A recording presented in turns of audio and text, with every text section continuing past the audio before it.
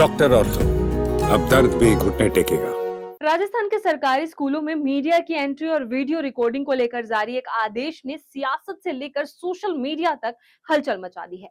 विपक्ष इसे पारदर्शिता पर हमला बता रहा है, सामाजिक संगठन सवाल उठा रहे हैं और मीडिया जगत में भी चिंता बताई जा रही है। लेकिन शिक्षा मंत्री मदन दिलावर का कहना है मीडिया पर कोई बैन नहीं है। तो फिर सवाल यह है कि आखिर विवाद किस बात पर है?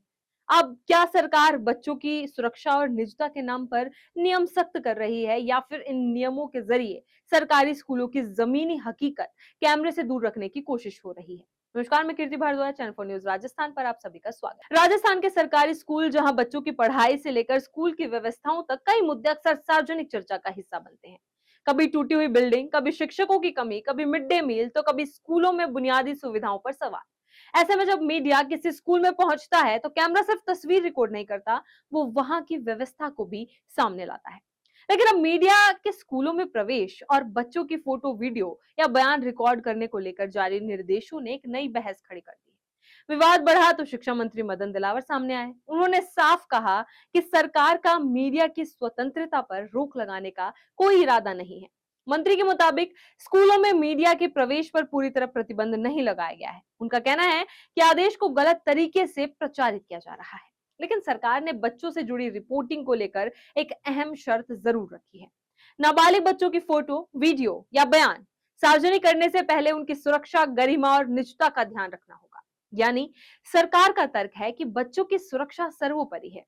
मदन दिलावर के मुताबिक किसी भी व्यक्ति या मीडिया प्रतिनिधि को अचानक स्कूल में पहुंचकर बच्चों का इंटरव्यू लेने या उनका वीडियो बनाने की अनुमति नहीं होगी।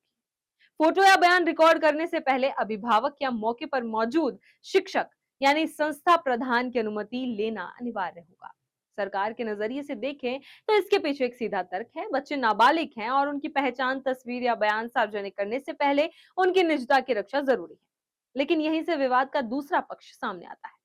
आलोचकों का सबसे बड़ा सवाल यही है, अगर हर रिपोर्ट के लिए पहले अनुमति लेनी पड़ेगी तो क्या स्वतंत्र पत्रकारिता प्रभावित नहीं होगी? मान लीजिए किसी सरकारी स्कूल में बच्चों को पढ़ने के लिए पर्याप्त कमरे नहीं है, या स्कूल में शिक्षक नहीं है, वे मिड डे मील की व्यवस्था खराब है, या किसी सरकारी योजना का लाभ बच्चों तक नहीं पहुंच रहा। अगर मीडिया वहां पहुंचता है और पहले उसी संस्था से अनुमति मांगता है जिसके कामकाज की पड़ताल करनी है, तो क्या रिपोर्टिंग उतनी ही स्वतंत्र रह पाएगी? यही वो सवाल है जिसने पूरे विवाद का रुख बदल दिया। पूर्व मुख्यमंत्री अशोक गहलोत ने भी सरकार के इस बयान पर सवाल उठाए हैं। वहीं सीजेपी के राष्ट्रीय प्रवक्ता आशुतोष रांका ने भी इसे पारदर्शिता से जोड़ते हुए सरकार की आलोचना की है। विरोध करने वालों का तर्क है कि सरकारी संस्थानों की जमीनी हकीकत सामने लाना मीडिया की महत्वपूर्ण जिम्मेदारी है, और अगर कैमरे के पहुंचने से पहले अनुमति की प्रक्रिया अनिवार्य हो जाती है तो ऐसी खबरों पर असर पड़ सकता है जिनमें सरकारी व्यवस्था की कमियां सामने आती है। एक तरफ सरकार कह रही है कि बच्चों की निजता से समझौता नहीं किया जा सकता, दूसरी तरफ आलोचक पूछ रहे हैं पारदर्शिता से समझौता कैसे होगा?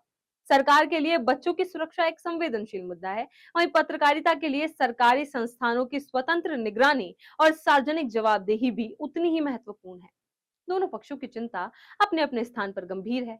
इसलिए अब जरूरत शायद किसी एक पक्ष को सही या गलत ठहराने से ज्यादा एक ऐसा संतुलन तलाशने की है जिसमें बच्चों की निजता भी सुरक्षित रहे और मीडिया की स्वतंत्र रिपोर्टिंग भी बाधित ना हो।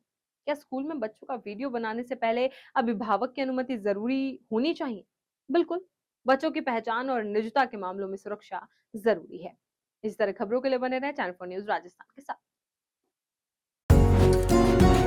डॉक्टर ऑर्थो, अब दर्द भी घुटने टेकेगा।